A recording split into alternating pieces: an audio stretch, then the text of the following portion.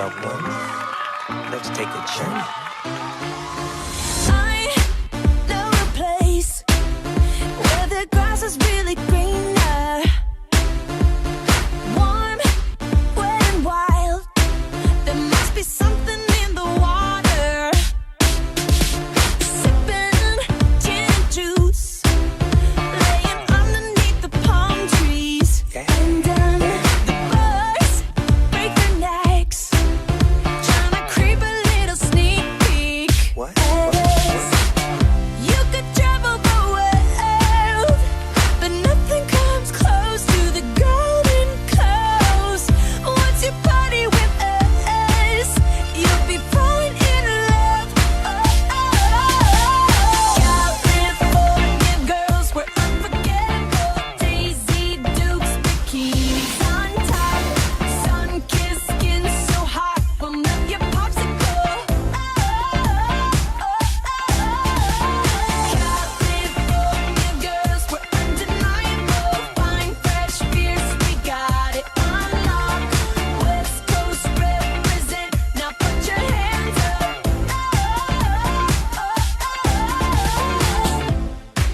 On the beach, we roll sand our stilettos. In my Jeep, Snoop Doggy Dogg on the stereo.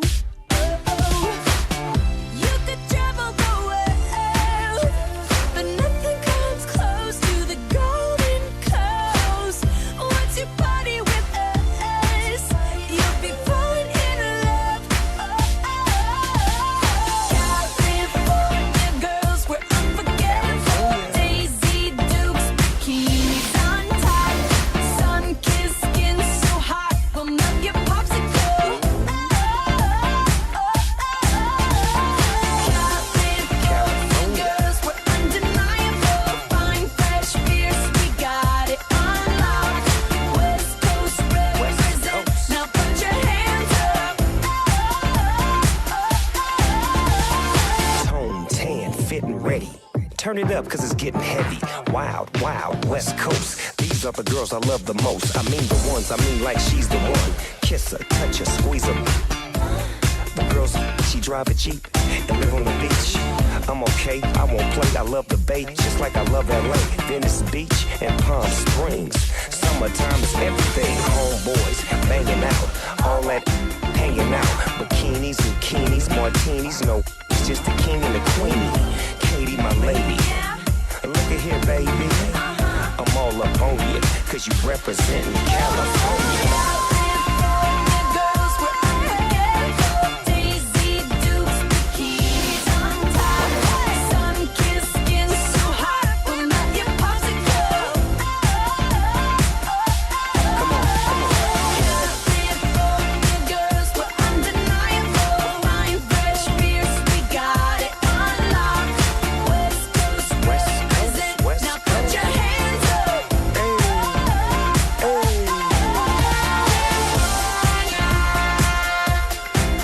California girls, man.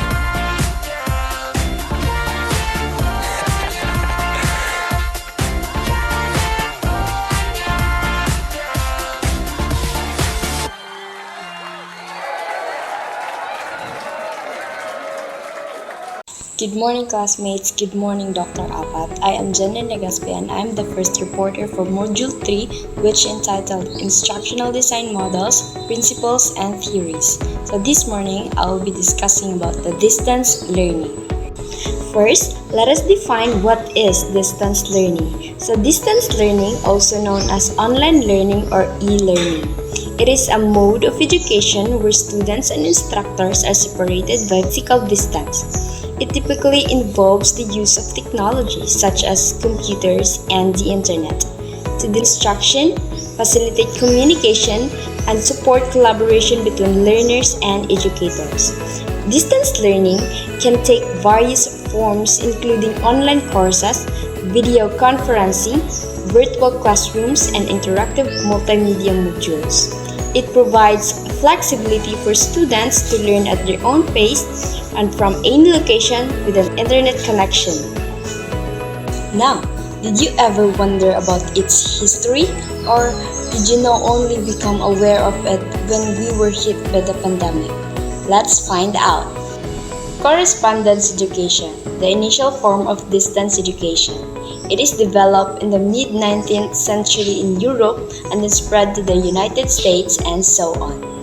Initially, distance education used the finest technology available at the time, the postal system, to open the educational prospect to people who wanted to study but were not able to attend traditional schools. People who gained most from correspondence education were women, professional people, physically disabled, and individuals who live in areas where school didn't exist. Isaac Pitman, a British, is attributed to pioneering the concept of distance education. He started by teaching shorthand via correspondence in 1840. Students were asked to copy passages from the Bible and send them for grading via the new penny post system.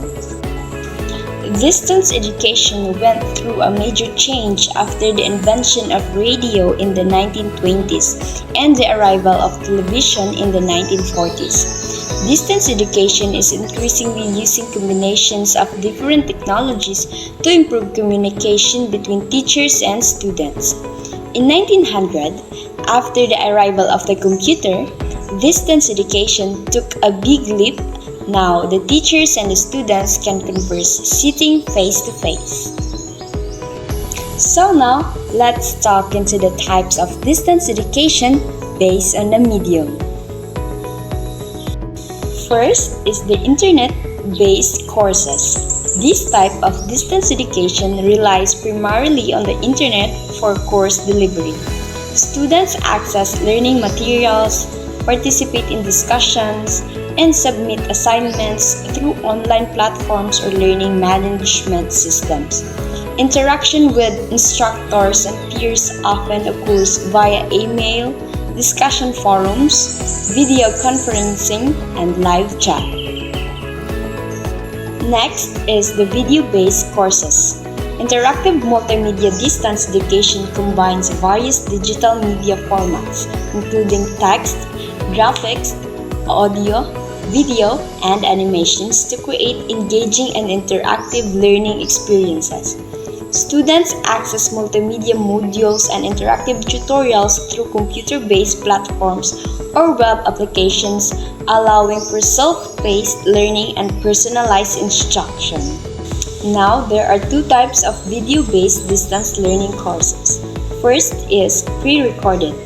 These are already recorded videotapes that are sent to the students which they can view as per convenience. And the second one is the two-way interactive, where computer, satellites, cameras, and television allow teachers and students to interact. The third type of distance education based on the medium is the audio-based courses. These types of distance education utilizes audiovisual media such as CDs, DVDs, or online streaming to deliver instructional content. Students engage with multimedia resources including pre-recorded lectures, documentaries, simulations, and interactive tutorials to supplement their learning. Now, let's talk about the advantages of distance learning. First advantage is the ability to combine work with existing commitments. Distance learning offers a distinct advantage by providing the flexibility for individuals to balance their education with existing commitments such as work or family responsibilities. Unlike traditional classroom-based learning, distance education allows students to access course materials and participate in learning activities at their own pace and convenience, often through online platforms or correspondence.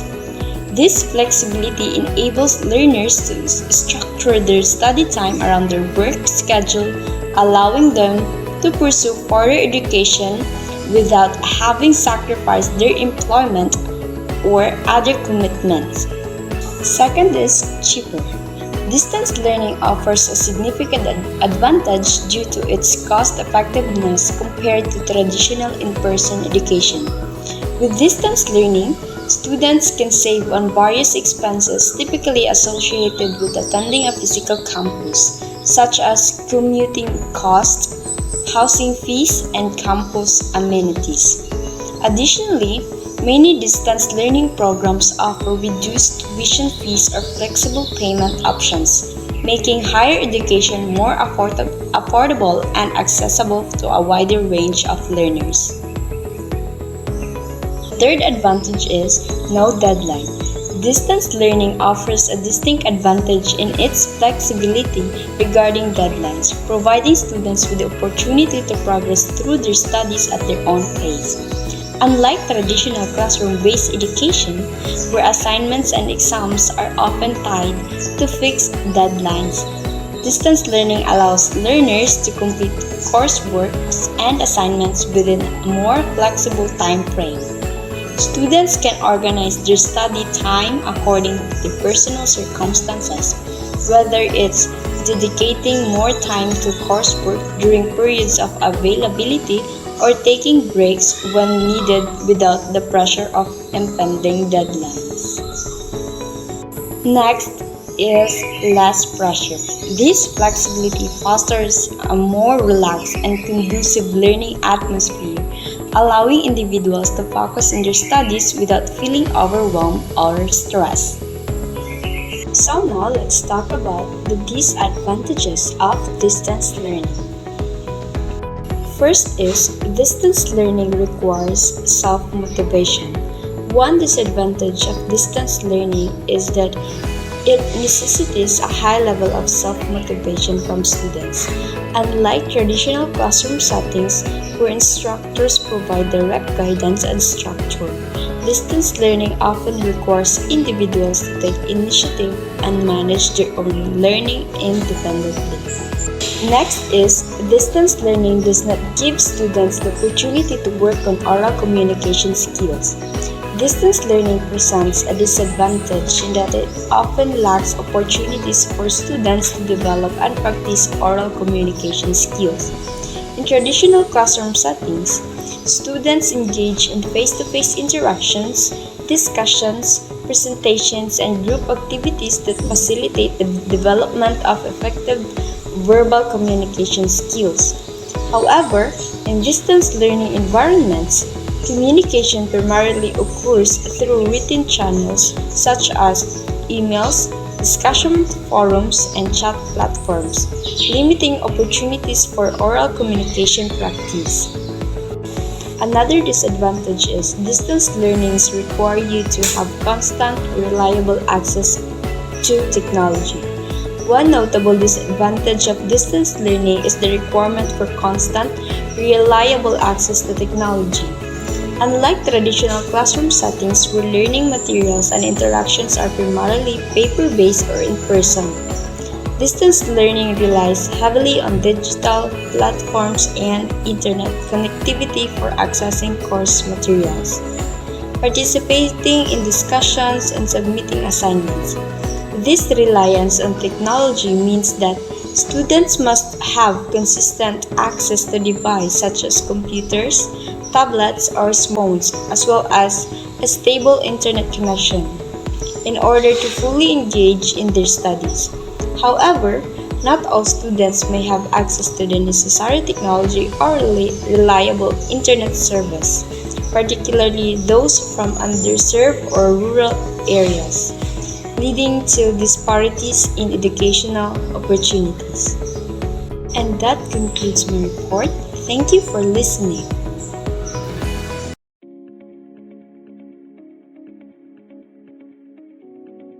Good morning and welcome everyone to our Zoom session on synchronous learning. I am your discussant, Ailanet Lamas. Today, we were diving into the dynamic world of real-time learning. Get ready to engage, collaborate, and discover together. Due to the digital era that we live in, we are overwhelmed by new learning technologies. All these new technologies have one thing in common. They support asynchronous learning. But wait, what is an asynchronous learning? And how does it compare to synchronous learning? Let's start with an explanation on an old-fashioned way, synchronous learning.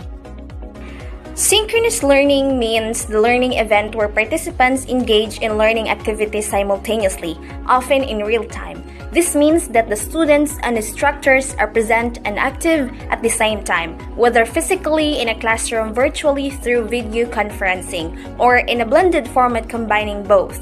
Synchronous learning allows for immediate interaction and feedback between participants, fostering a sense of community and collaboration. Examples: it includes live online lectures, virtual classrooms, and real-time discussion or group activities.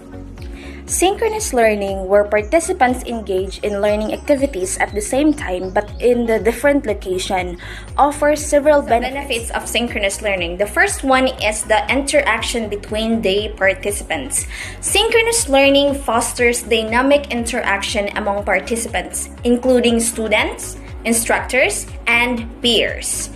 Through live discussion, debates, and group activities, participants engage in meaningful exchange that enhance learning outcomes. Interaction promotes an active engagement, collaboration, and the development of critical thinking as students engage with diverse perspectives and ideas. Second, exchange of knowledge and experience. Synchronous learning enables the exchange of knowledge and experience among participants in real time. Students have the opportunity to share insights, ask questions, and learn from both the instructor and their peers. So this collaborative learning environment enriches the educational experience of the tapping into the collective wisdom of group and fostering a sense of community. Next is the real-time feedback for the instructor. So in synchronous learning, instructor receive an immediate feedback on students' understanding and engagement. So through live interaction, the instructor can gauge the students' comprehension, identify misconception, and adjust their teaching strategies accordingly. So in real time, feedback allows the instructor to address the students' questions and concern promptly, enhancing the quality of instruction, facilitating deeper learning. Other one is the training happens on fixed schedule. So synchronous learning follows a fixed schedule, providing a structure and accountable by both students and instructor. Scheduled classes help students to develop a management skills and establish a routine for learning. So in the fixed schedule ensures that the learning activities occur constantly, facilitating continuity and progress towards learning objectives. And this is the end of our synchronous session. Thank you all of your active participation and valuable contribution. The power of synchronous learning lies in our ability to engage, collaborate, and learn together. Let's continue to explore and innovate in our own learning endeavors. Thank you and God bless. And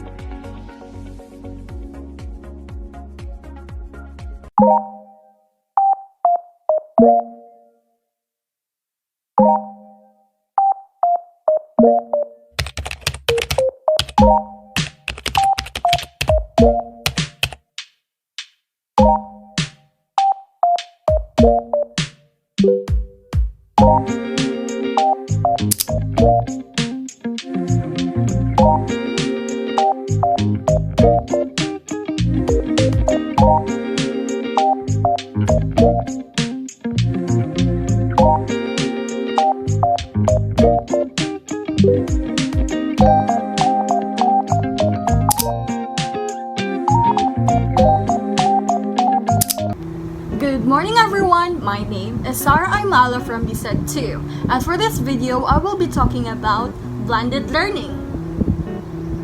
So let us find out first what is blended learning. Blended learning is defined as the style of education in which students learn via electronic and online media as well as traditional face-to-face teaching. This also combines the best of two training environments. The first one is the traditional face-to-face classroom training, and then the second one is the high-tech e-learning. By covering all the bases, you can engage all types of learners. Those learners will learn better in a structured environment that includes face-to-face interaction with an instructor or professor. And then the independent ones, or the types, will learn better with semi-autonomous computer-based training. While the classroom offers an opportunity for role-playing with immediate face-to-face feedback, online learning offers personalized, self-paced learning with e-learning and learning components that lend themselves to interactive media such as skill building, games, videos, tutorials, quizzes, and social media components, all accessible from the learner's homepage in the Learning Management System or LMS, and accessible from the learner's smartphone or tablet. So, why blended learning? So in the past decade, teachers at higher and lower educational institutions have organically adopted blended learning as a meaningful learning tool in and out of the classroom. Luckily, corporate learning is catching up. The success of blended learning is due to 5 main benefits. So the number one benefit is it is accounting for everyone. Blended learning takes every type of learner into account. Whether they prefer the familiar traditional classroom, would rather learn online, or try a mixture of both. Without the limitation of a classroom or all online course, blended learning utilizes a variety of methodologies so the content can be customized to the learner and optimized for the subject matter. While not all face-to-face training is easily translated to digital content, it's possible to re-engineer existing content for online delivery in a way that complements the existing training. The second benefit is learning trends and feedback. Blended learning uses online and offline technologies in tandem, allowing instructors to quickly adapt the latest learning trends and modalities into the curriculum. Instructors can also use built-in reporting features in most LMS software programs for deeper, data-driven insights into student progress and success. For learners like you and me, blended learning also offers the unique opportunity to discuss, model, and practice their new skills in a safe space. So they're not just watching or hearing, they're also doing. By applying the new knowledge shortly after they've left the physical or virtual classroom, learners retain what they've learned. Number 3 benefit is it is not costly. Lower cost in class training may seem like a cheaper option when compared to e-learning development, but consider the true cost of face-to-face sessions. Time away from work, paying instructors, and flying in remote employees can eat up a significant amount of the L&D budget. A blended e-learning approach cuts down on travel costs and can be used again and again, which also reduces instructor time as well. The fourth benefit is it is fun and engagement. Blended learning is an interactive experience in every sense of the word. Learning reinforces the offline lessons by practicing online through a variety of different content media, each geared to suit a certain learning style. Learners can also choose which type of content they want to interact with, practice what they learn, and communicate with instructors and other learners on any time and on any device. The community experience keeps learners engaged and informs teachers about their progress and areas needing more attention. Diverse reach also means diverse individuals. If all learners have different levels of understanding and expertise, then why force them into the same training program? Blended e-learning creates a buffet-style approach to training, allowing learners to lead and choose how and when they interact with the material. Being able to test out of a familiar topic or listening to the same podcast a few times means each learner gets the training they need and want. For this space, we will be talking about the blended learning model. When you're teaching a diverse group, it's almost impossible to tailor the learning experience to suit every learner, or is it? So take a look at some of these blended learning methods and see if they might work for you. Face-to-face. Traditional instructor-led learning sessions supplemented with technology to allow learners to control their own learning pace. Benefits are role play, mentoring, hands-on practice, and feedback.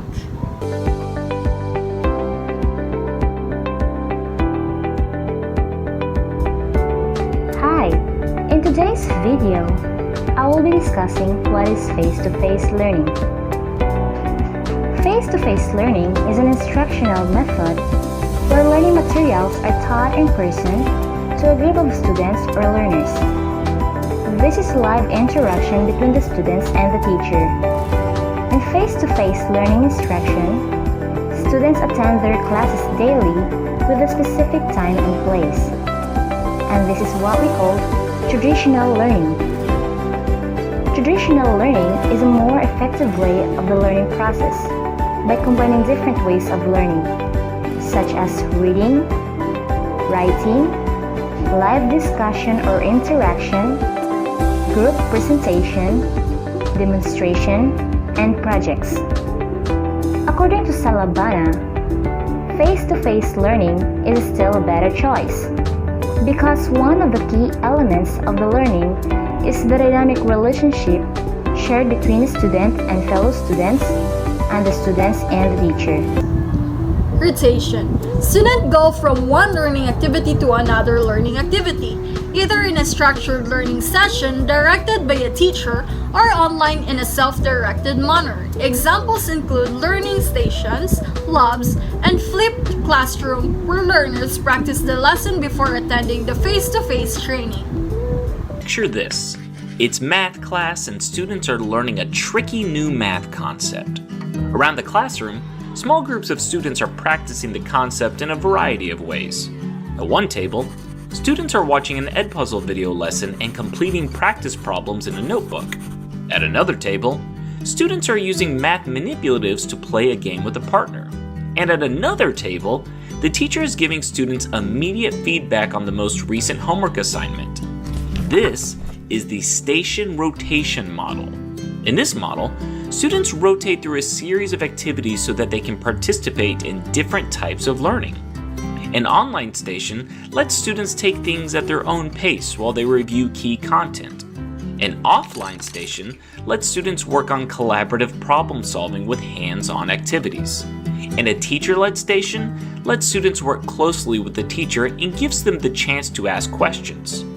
Teachers love station rotation because it allows them to work with small groups and give differentiated instruction.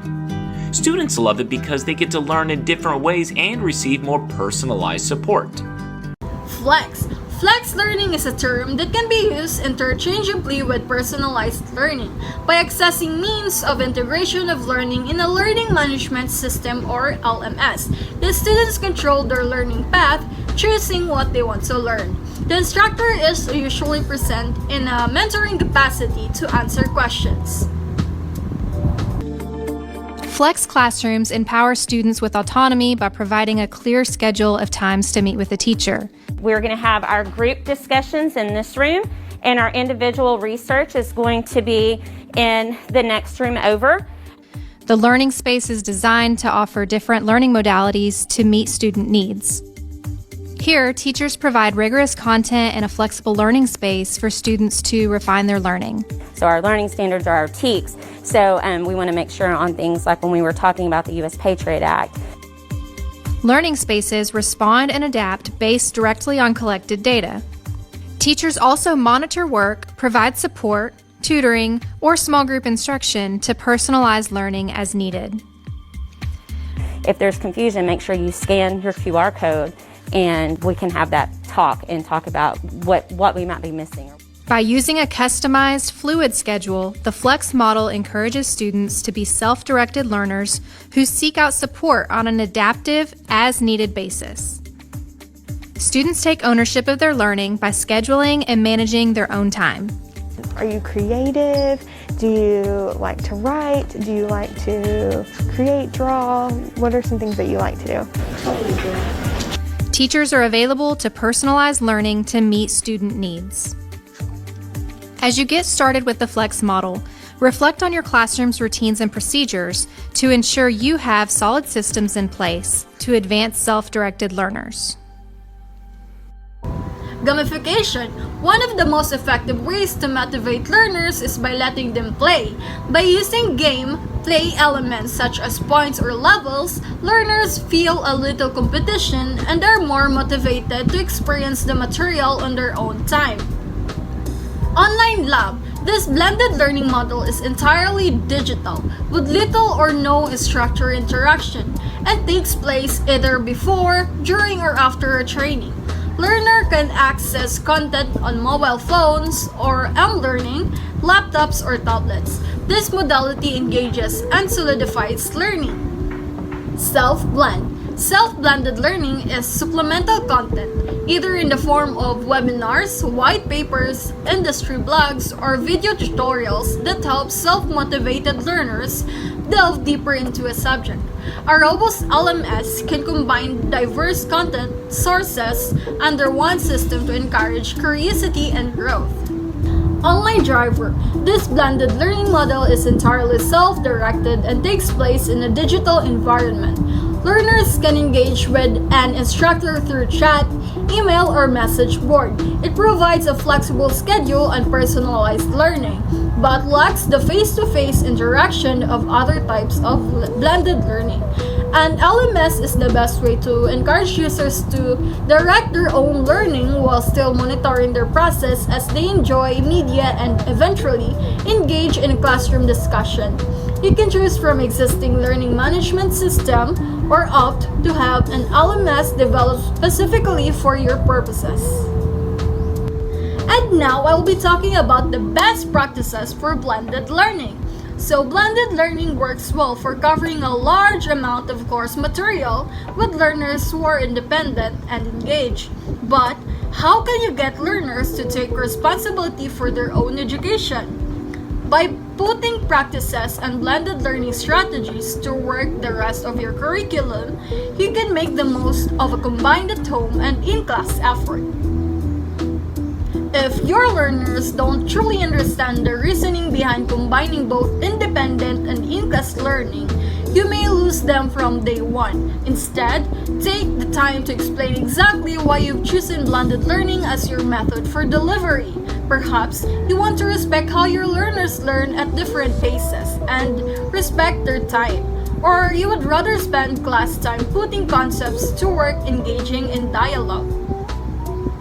You also need to include diverse activities. Try to be everything to everyone. While some learners prefer to learn by reading, others get better results by doing. There is no cookie-cutter 144 methods of effective learning, but including diverse activities such as group discussion, online quizzes, games, and even role-playing to work and engaging in doing. In conclusion, blended learning is effective because learners aren't just watching or hearing, they are also doing. By applying the new knowledge shortly after they have left the physical or virtual classroom, learners retain what they've learned, which is a win-win for all. That would be all for my part. Thank you for listening.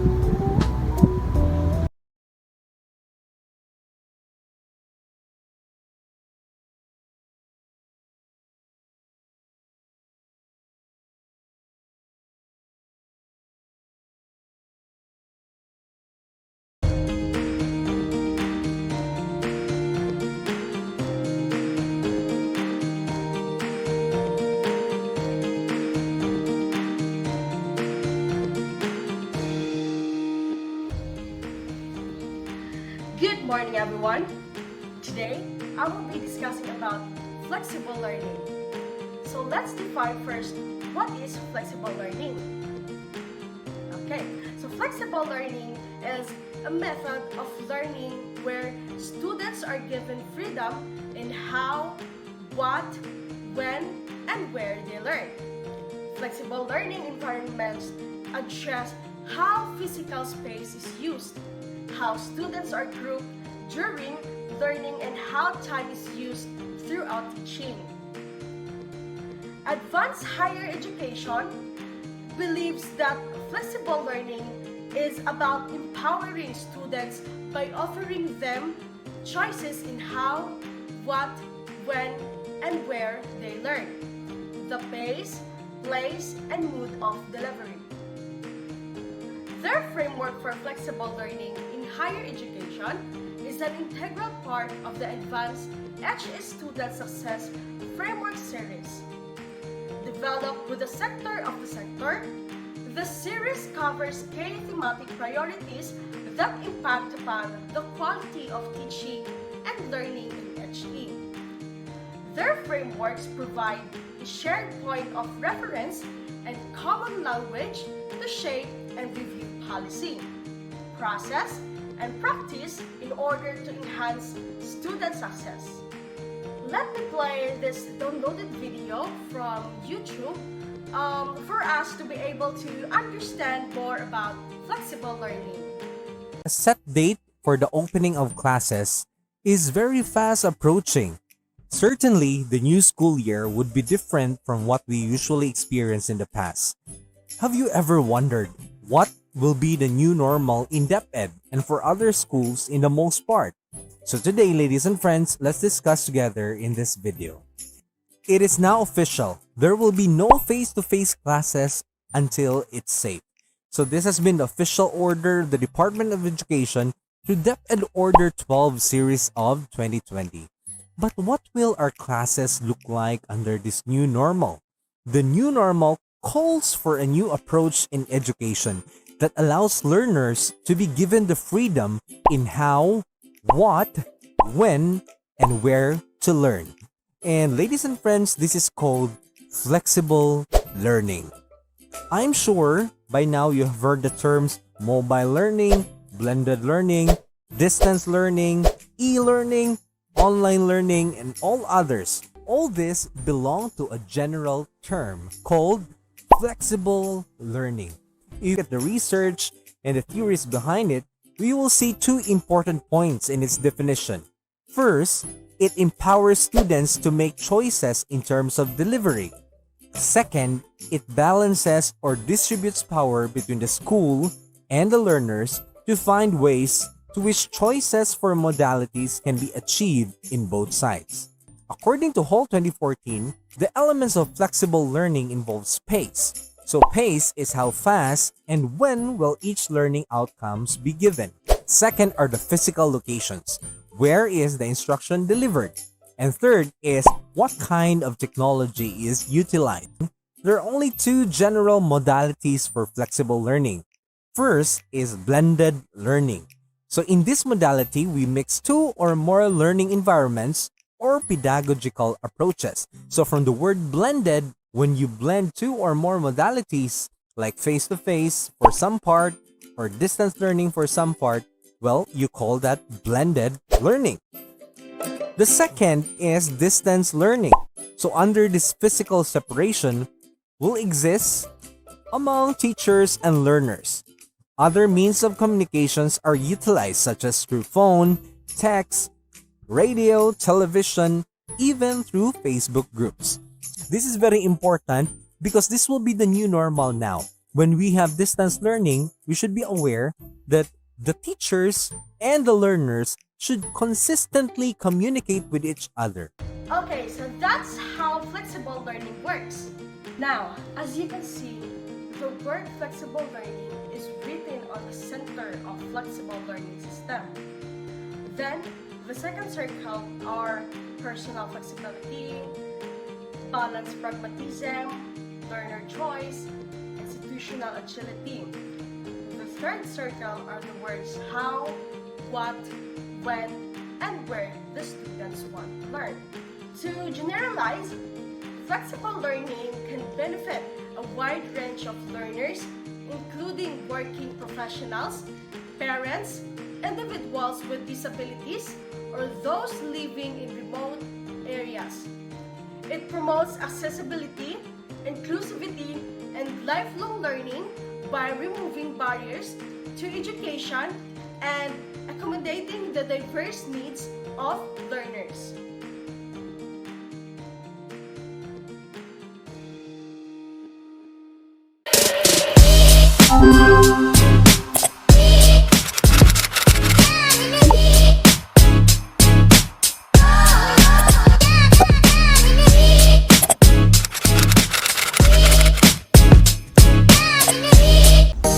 Hello everyone, it's me again, Teacher Noralyn, and welcome to my vlog!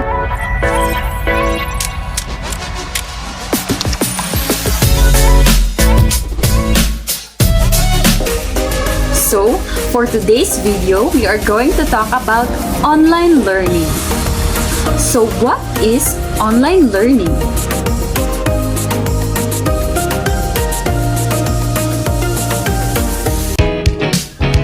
Online learning is the newest and most popular form of distance education today. Within the past decade, it has had a major impact on post-secondary education, and the trend is only increasing.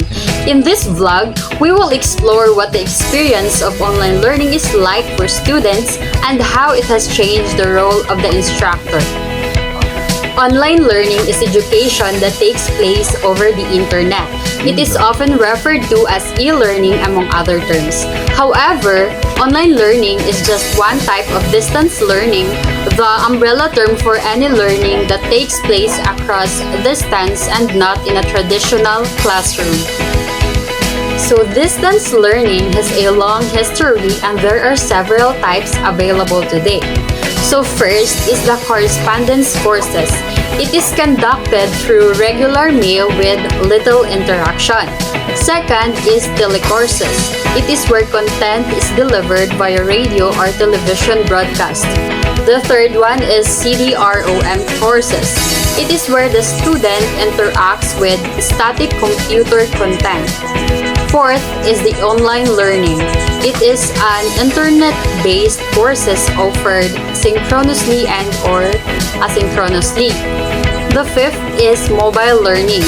So it is by means of devices such as cellular phones, PDAs, and digital audio players. By far, the most popular approach today is online learning. According to Sloan Consortium, online enrollments continue to grow at rates faster than for the broader student population, and institutes of higher education expect the rate of growth to continue increasing. Over 1.9 million students were studying online in the fall of 2003. Schools expect the number of online students to grow to over 2.6 million by the fall of 2004. Schools expect online enrollment growth to accelerate. The expected average growth rate for online students for 2004 is 24.8%, up from 19.8% in 2003. The majority of all schools, which is 53.6%, agree that online education is critical to their long-term strategy. A majority of academic leaders believe that online learning quality is already equal to or superior to face-to-face instruction. How it works. In years past, instructors had to create their virtual classrooms from scratch, which was difficult and often led to poor results. Today, an entire industry has emerged to this for us. Course Management System or CMS software is utilized by just about all colleges today. CMS allow instructors to design and deliver their courses within a flexible framework that includes a number of different tools to enable learning and communication to occur. There are popular for-profit course management systems. These are the Blackboard, the WebCT, and the eCollege. However, in the contrary, there are also low-cost alternative and open-source course management systems. These are the Moodle, which is very familiar to us, and the Angel. So any of these course management systems offer functionality which allows course instructors to deliver course content, enable communications, and conduct evaluations. So the most common tools offered by the course management system include: first is the schedule. It is for posting and viewing deadlines, events, and etc. Second is announcements. It is for posting current information to all students. The third one is the syllabus, which is for creating and posting the course syllabus. The fourth one is modules. So it is for publishing and viewing course content in sections. The fifth one is the assignments, which is for posting, submitting, and grading student work. The sixth one is the discussion board, which is for asynchronous discussions, group work, and collaboration. The seventh one is the private messages. So it is for private communication between students and the instructor. The eighth one is the chat. It is for real-time synchronous conversation in written form. The ninth one is the tests and quizzes, which is for authoring and administering exams, quizzes, surveys, and etc. The last one is the grade book. It is for posting and managing the students' grades. Now we are going to talk about a new paradigm for teaching and learning. Online learning is catalyzing a pedagogical shift in how we teach and learn. So there is a shift away from top-down lecturing and passive students to a more interactive, collaborative approach in which students and instructors co-create the learning process. So the instructor's role is changing from the sage on the stage to the guide on the side. And now we have constructivism. So this point of view maintains that people actively construct new knowledge as they interact with their environment. So this is a student-centered approach in which students co-create their learning experience. This approach empowers students as active learners instead of just passive recipients absorbing information and reproducing it for standardized tests. So it is derived from the work of a Swiss philosopher named Jean Piaget. Constructivism emphasizes the learner as a unique individual, the relevance of the learner's background and culture. Increased responsibility for learning belongs to the student. Motivation for learning comes from successful completion of challenging tasks. Instructors as a facilitators helping learners develop their own understanding of content. Learning is an active social process. And last one, the dynamic interaction between tasks, instructor, and learner. Another one, we have constructionism. Constructionism asserts that learning is particularly effective when constructing something for others to experience. So this can be anything from a spoken sentence or an internet posting to more complex things like a painting or a presentation. So for example, you might read this page several times and still forget it by tomorrow. But if you were asked to explain these ideas to someone else in your own words or produce a slideshow that explain these concepts, you would gain a deeper understanding that is more integrated in your own ideas. Next, we have collaboration. So as an instructor, you should focus on the experiences that would best generate learning from the learner's point of view rather than just publishing and assessing the information you think they need to know. So each participant in a course can and should be a teacher as well as a learner. So your job as an instructor changes from being the sole source of knowledge to being a guide and role model. So you connect with students in a way that address their own learning needs by moderating discussions and activities in a way that is collectively leads students towards the larger learning goals of the class. So we are now in the benefits of online teaching and learning. So why online distance learning and why now? So online distance learning meets the needs of an ever-growing population of students who cannot or prefer not to participate in traditional classroom settings. So these learners include those unable to attend traditional classes, who cannot find a particular class at their chosen institutions, who live in remote locations, who work full-time and can only study at or after work, and those who simply prefer to learn independently. So the minimum requirement for students to participate in an online course is access to a computer, the internet, and the motivation to succeed in a non-traditional classroom. Online courses provide an excellent method of course delivery unbound by time or location that allows for accessibility to instruction at any time from anywhere. So learners find the convenient online environment a convenient way to fit education into their busy lives.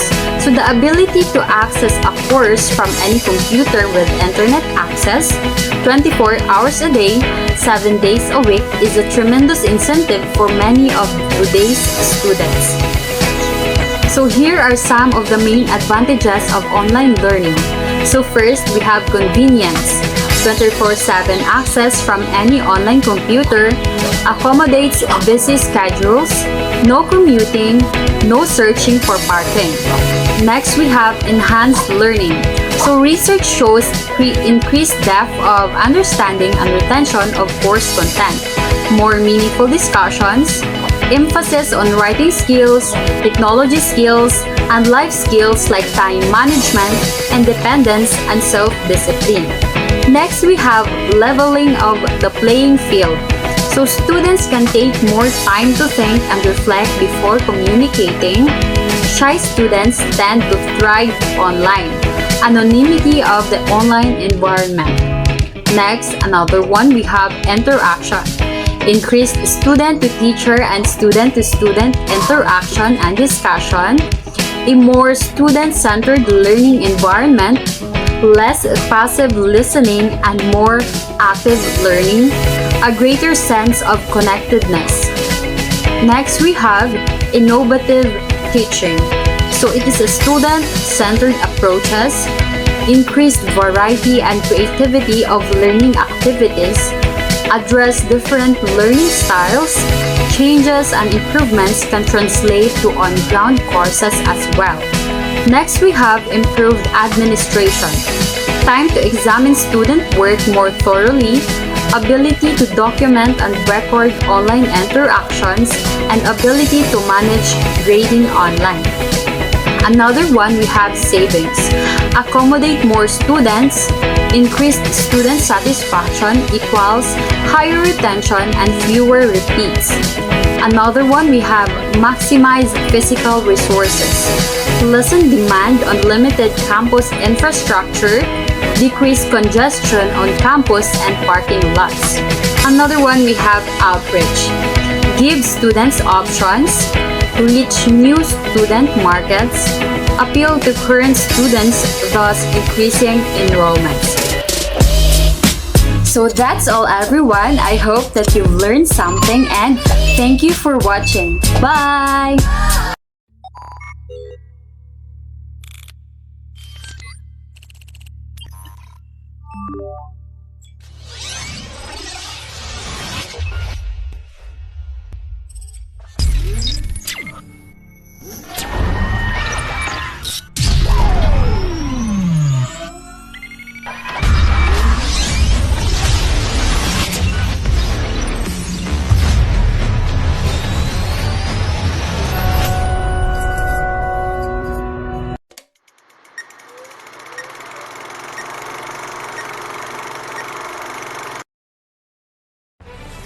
Good morning everyone, my name is Justin JP Padisho and today I'm going to discuss about Merrill's first principles of instruction. Dr. Mariner David Merrill was born on March 27, 1937 in Ogden, United States of America. He was an American educator and a researcher specializing in instructional design and technology. He has been a faculty member at numerous universities during his extensive academic career. In 2002, he published a paper entitled The First Principles of Instruction, which addressed the question of how to make instruction effective, efficient, and engaging for the learner. He then identified 5 steps that will increase students' learning when applied properly. So, what does Merrill's first principles of instruction all about? The first principles of instruction is an instructional theory that takes into consideration many instructional theories and models. It is a task-centered instructional theory that such emphasis is placed on the use of the real-world problems or tasks in instructional process. It includes a set of interrelated principles, as Merrill's created 5 principles in order to assess educators to increase student learning, as he believes we would show students what we are trying to teach them instead of just telling them. The 5 core principles of Merrill's principles of instruction are: first, task or problem-centered; second, activation; third, demonstration; fourth, application; and fifth, integration. So what is task, problem, or centered principle? The problem-solving principle allows learning to happen when students are engaged in solving in real-life problems. The word problem is very broad, but in relation to these principles, Merrill's defined it as including a variety of activities, more specifically an activity that is a whole task instead of several parts, something that learners will encounter in their lives after instruction. According to Merrill, what should happen is to begin teaming by showing the student a whole example of the task they will be able to accomplish or problem they will be able to solve, instead of presenting learners with a vague list of objectives. In order to master the complexity, learners must start at honestlier level. Once the problem is solved, they can progress to more complex problems, building their skill level over time. The second is activation. This principle involves knowledge and incorporating past experiences into the learning process. Learners are directed to recall, relate, describe, or apply knowledge from relevant past experiences that can be used as a foundation for the new knowledge. Third is demonstration principle. This principle is also described as show me. Learning is promoted when the instruction demonstrates what is to be learned rather than merely telling information about what is to be learned. Instead of just talking about what students have learned, learning happens when they can demonstrate it. Demonstration consistency. Learning is facilitated when the demonstration is consistent with the learning goal. Learner guidance. Learning is facilitated when the student is guided by somebody else. Instructors can help students focus on the most relevant information in the task by identifying and mapping out structural features. Fourth is application principle, or also known as let me, allowing learning to happen when students use their knowledge to solve problems on their own. While many instructors use multiple choice questions to practice or test knowledge, application leads to applying new skills in real-world tasks. Instead, learning is promoted when learners are guided in their problem solving by appropriate feedback and coaching, including error detection and correction. And when this coaching is gradually withdrawn. And number 5 is integration principle, or known as watch me. The last principle indicates that learning happens when students can use new knowledge in their day-to-day lives. They can make personal adaptations of the skill, improve upon it, and defend their knowledge to suit their everyday lives. As said by Merrill, learning is the most motivating of all activities. When the learning can observe his or her own progress. And that concludes my report. Thank you for listening.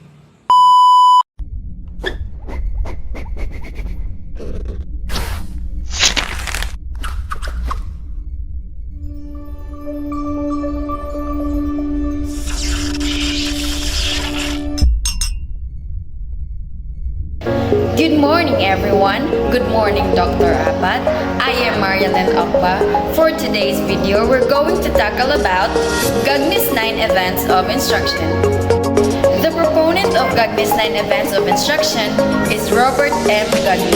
He is an influential American educational psychologist and researcher. He was born on August 21, 1916 in North Andover, Massachusetts and passed away on April 28, 2002. Now, let's move forward to Gagni's 9 events of instruction. Gagni's 9 levels of learning model gives trainers and educators a checklist to use before they engage in teaching or training activities. First level of Gagni's 9 events of instruction is gaining attention or reception. Start the learning experience by gaining the attention of your audience. This change in stimulus alerts the group that learning will soon take place. Gain attention by raising the volume of your voice, gestures, showing a short video on the topic of instruction. Level 2. Informing learners of the objective or expectancy. Next, you must ensure that your team knows what they need to learn and that they understand why they're about to learn this new information. Explain to your team why they will have learned by the end of the session. Then, explain how their learning is going to benefit them and the organization also.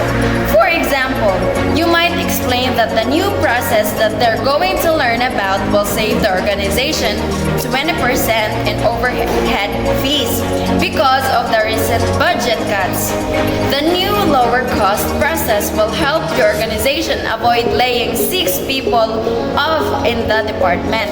Now that your team understand what they're learning this new information and what the risks are if they don't learn it, they'll be more motivated and more receptive to your training. Level 3. Stimulating recall of prior learning or retrieval. When your people learn something new, match the new information with related information or topics they've learned in the past. You must review any previous learning that you've done with your team and apply it to what they're learning now.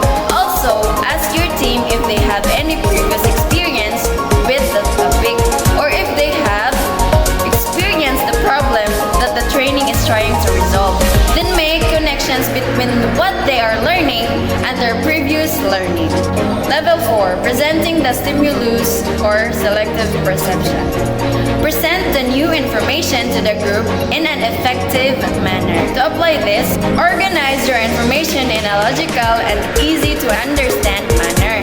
Try to use a variety of different media and styles, such as visual cues, verbal instruction, and active learning, to suit people with different learning styles. Level 5. Providing learning guidance or semantic encoding. To help your team learn and retain the information, provide alternative approaches that illustrate the information that you're trying to convey. To apply this, you must help your team learn more effectively by including examples, case studies, graphics, storytelling, or analogies. Level 6. Eliciting performance or responding. At this stage, you need to ensure that your people can demonstrate their knowledge of what you've taught them. The way that they show this depends on what they're learning. To apply this, If you've taught a new process or skill, ask your people to demonstrate how to use it. Role-playing exercise can be useful for this.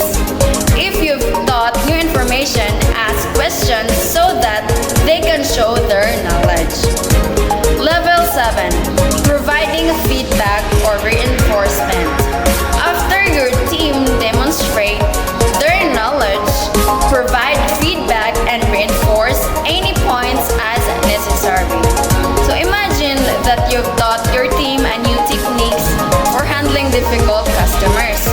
After several role-playing scenarios, you notice that a few team members aren't assertive enough to calm the customer in this fictional, tense situation. Your feedback and tips point out their mistakes so that they can correct them. Level 8. Assessing performance for retrieval. Your team should be able to complete a test or other measurement tool to show that they're learning the material or skill effectively. Team members should complete this test independently without any help or coaching from you. So, to apply this test, short questionnaires or even essay can be a good way. It may also be useful to provide further feedback after you have assessed their performance. Level 9. Enhancing retention and transfer or generalization. In this last stage, your team members show that they've retained information by transferring their new knowledge or skill situations that are different from the ones you've trained them on. Repeated practice is the best way to ensure that people retain information and use it effectively. Make sure that your team has enough opportunity to use their learning on a regular basis schedule. Practice runs. If you've given training on a new process or have a follow-up session to review information or skills. Each step highlights a form of communication that aids the learning process. When each step is completed in turn, learners are much more likely to be engaged and to retain the information or skills that they're being taught. If you use this approach before any type of training session or presentation, you'll remember how to structure your session so that your people get the best possible learning experience. And that would conclude to my part. I hope you learned something from my discussion. Bye!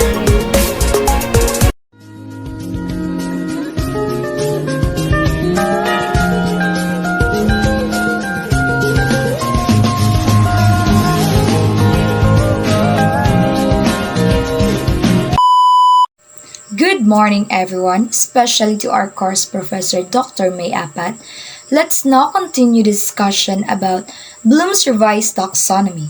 Bloom's revised taxonomy is an instructional design model provides guidelines to organize appropriate pedagogical scenarios to achieve instructional goals. Instructional design can be defined as the practice of creating instructional experiences to help facilitate learning most effectively. According to Driscoll and Gardiner in 2005, this states that design is more than a process. That process and resulting product represent a framework of thinking, Bloom's taxonomy. So, what is Bloom's taxonomy? It is a set of 3 hierarchical models used to classify educational learning objectives into levels of complexity and specificity. Bloom's taxonomy was created by Benjamin Bloom in 1956. He published as a kind of classification of learning outcomes and objectives that have, in one more than half century, since been used for everything from framing digital tasks and evaluating apps to writing questions and assessments. The original sequence of cognitive skills was knowledge, comprehension, application, analysis, synthesis, and evaluation. The framework was revised in 2001 by Lauren Anderson and David Rothwell. yielding that the revised Bloom's taxonomy, the most significant change was the removal of synthesis and the addition of creation was the highest level of Bloom's taxonomy. And being at the highest level, the implication that is most of complex or demanding cognitive skill or at 159 least represents a kind of pinnacle for cognitive tasks. How Bloom's taxonomy useful for teachers. In a separate post, we're going to cover exactly how Bloom's can be used by the teachers. There are many reasons for the popularity of Bloom's taxonomy that likely deserve an article of their own to explore. For now, it's clear that many educators love Bloom's because, among other virtues, it gives them a way to think about their teaching and the subsequent learning of their students. As mentioned above, the framework can be used to create assessments, evaluate the complexity of assignments, increase the rigor of a lesson, simplify an activity to help personalize learning, design a summative assessment, plan project-based, frame a group discussion, and more. Because it simply provides an order for cognitive behaviors, it can be applied to among almost anything. There are 6 levels in Bloom's taxonomy. The first level of Bloom's taxonomy is to remember. At the remembering level, students should be able to recall information from memory. Some tasks that they can complete at this level include example activities at the remembering level, like memorizing a poem, recall state capitals, and remember the math formulas. The second level of Bloom's taxonomy is to understand. Students should be able to describe the meanings behind a graphic or passage. At this level, some tasks they could be complete might be mind mapping in Bubble Us, journaling in a blog using Blogger or WordPress, tagging a picture or post in social media. Example activities at the understanding level is to organize the animal kingdom based on the given framework, illustrate the difference between a rectangle and square, and summarize the plot of a simple story. The third level of Bloom's taxonomy is to apply. Example activities of the application level is used to formula a solved problem, select a design to meet a purpose, reconstruct the passage of our new law through a given government or system. The fourth level of Bloom's taxonomy is to analyze. Example activities at the analysis level is to identify the parts of democracy, explain how the steps of the scientific process work together, identify why machine isn't working. At this level, student can differentiate between parts, organize them, and explain relationships. Some possible activities may include making and taking polls on Google Forms or SurveyMonkey, organizing and interpreting data in Excel or Google Sheets, using databases such as Google Earth, graphing data with Excel, Google Sheets, or online charts. The fifth level of Bloom's taxonomy is to evaluate. Example activities at the evaluation level is make a judgment regarding an ethical dilemma, interpret the significance of a given law of physics, and illustrate the relative value of a technological innovation in a specific setting forming. The sixth and final level of Bloom's taxonomy is to create. Example activities at the creation level is to design a solution to an old problem that honors acknowledges the previous failures, delete the least useful arguments in a persuasive essay, write a poem based on a given theme or the tone. At this level, the student should be able to do all the previous forms of thinking and have reached the pinnacle of Bloom's digital taxonomy. Here, they can do all sorts of things such as to create cartoons explaining topics in Powtoon, create a story in a storyboard that create media productions with Riff Trucks and Animoto, and create images and Google Drawing. The Bloom's revised taxonomy emphasizes the use as a tool for alignment, curriculum planning, instructional delivery, and assessment. Their vision is aimed to attend broader audience. The original taxonomy was viewed as a tool based applied in the younger grades at school. The revised version is more universal and easily applicable at elementary, secondary, as well as adult training. The framework can be used to create assessments, evaluate and complexity of assignments, increase the rigor of a lesson, and simplify the activity to help personalized learning design, a summative assessment, plan project-based learning, framework group discussion, and more. And that would be all. Thank you for listening.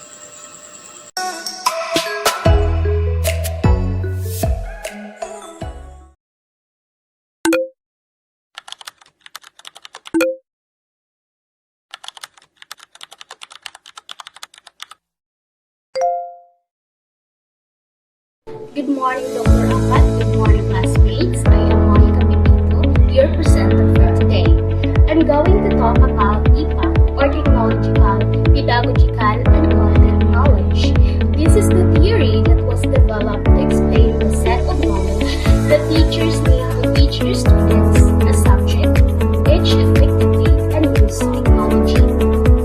Mishra and Kohler, researchers from Michigan State University, developed TIPAC in the absence of other sufficient theory to explain or guide effective EdTech integration, since its public technological pedagogical content knowledge has remained such a powerful principle for almost 12 years, because the complex constituents described above allow room for arranging specific educational circumstances.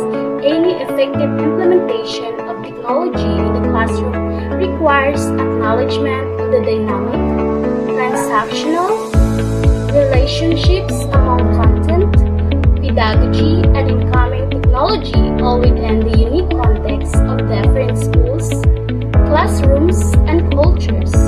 Factors such as the individual educator, the specific grade level, the class demographics, and more will mean that every situation will demand a slightly different approach to EdTech integration.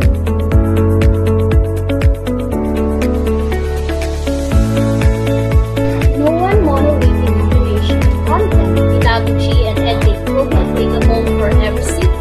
And TIPAC acronym Content Knowledge or CT, this describes teachers' whole knowledge in the subject matter. CT may include knowledge in the subject matter, concepts, theories, evidence, and organizational frameworks within a particular subject matter. It may also include the fields, best practices, and established approaches to communicating this information to the students. CK will also differ according to discipline and grade level. Example, middle school science and history classes require less detail and scope than undergraduate or graduate courses. So their various instructors, C, may differ, or the CK that each class imparts to its students will differ pedagogical knowledge, or PT. This describes teachers' knowledge of the processes, and methods regarding teaching and learning. As a generic form of knowledge, PK encompasses the purpose, values, and aims of education and may apply to more specific areas, including the understanding of student learning styles, classroom management, skills, lesson planning, and assessment. Technological knowledge, or TIKI. This describes teachers' knowledge of and ability to use various technologies, technological tools, and associated resources. TIKI concerns understanding EdTech, considering its possibilities for a specific subject area or classroom, learning to recognize when it will assess for learning, and continually learning and adapting to new technology offerings. Pedagogical content knowledge, or PCT. This describes teachers' knowledge regarding foundational areas of teaching and learning, including curricula development, student assessment, and reporting results. PCT focuses on promoting learning and on tracing the links among pedagogy and its supportive practices, curriculum, assessment, or etc. Much like CK or content knowledge will also differ according to grade level and subject matter. In all cases, though PCK seeks to improve teaching practices by creating stronger connection between the content and the pedagogy used to communicate it. Technological content knowledge or TCT. This describes teachers' understanding of how technology and content can both influence and push against each other. TCT involves understanding how the subject matter can be communicated via different ethnic offerings and considering which specific ethnic tools might be best suited for specific subject matters or classrooms. Technological pedagogical knowledge or TPK. This describes teachers' understanding of how particular technologies can change both the teaching and learning experiences by introducing new pedagogical affordances and constraints. Another aspect of TPK concerns understanding how such tools can be deployed alongside pedagogy in ways that are appropriate to the discipline and the development of the lesson at hand. And I guess that's all my topic. Thank you for listening.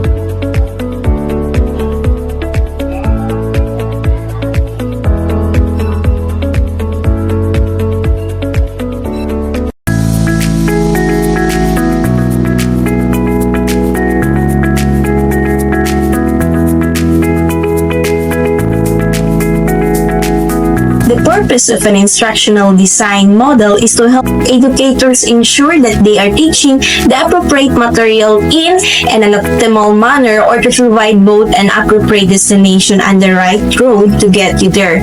Good morning everyone, I am Rochelle B. Orias. Today, we will discuss about ADDIE. Now, what is ADDIE?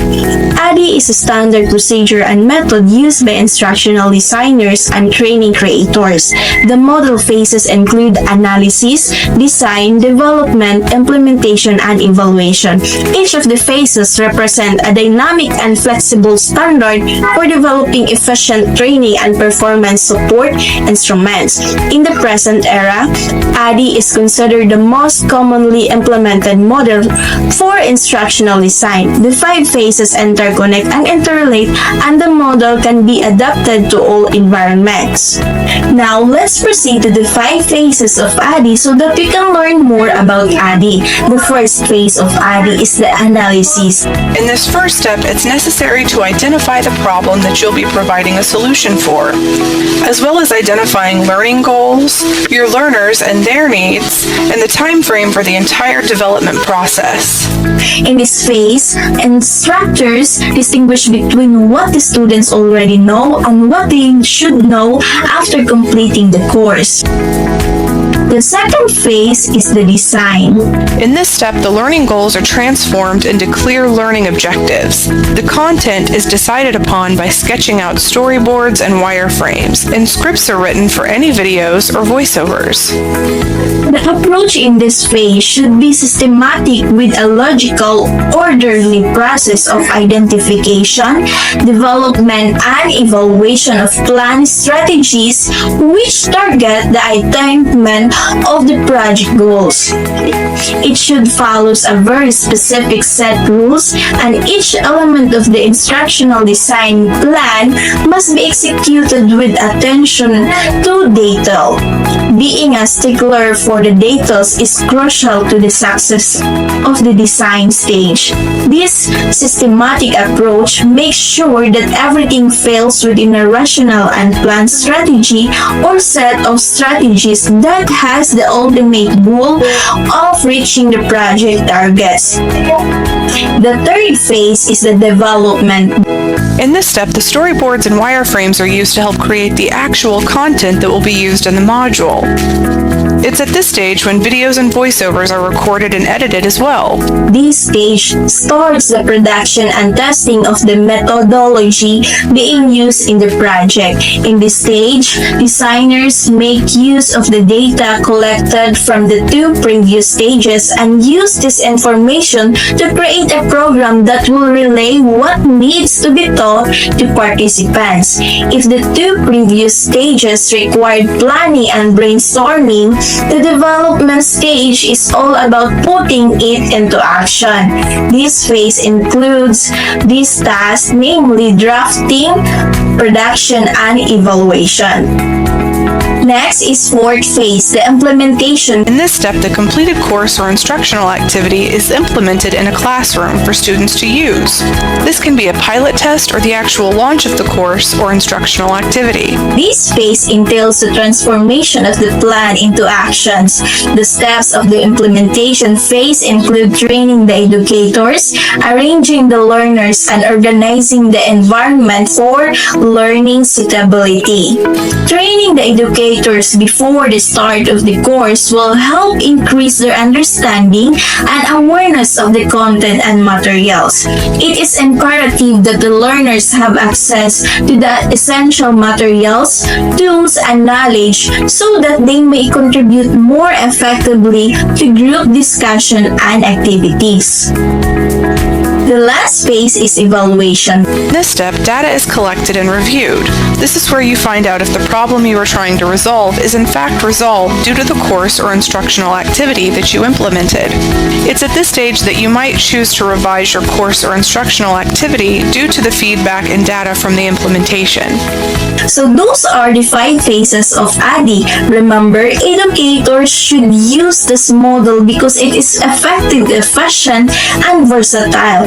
When designing units, a teacher needs clear instructions and to feel confident implementing what they are designing for their classroom. The ADDIE model gives you just that. It has 5 simple stages that walk the educator through the design process. If you complete each stage, you will transform your unit into a high-quality unit.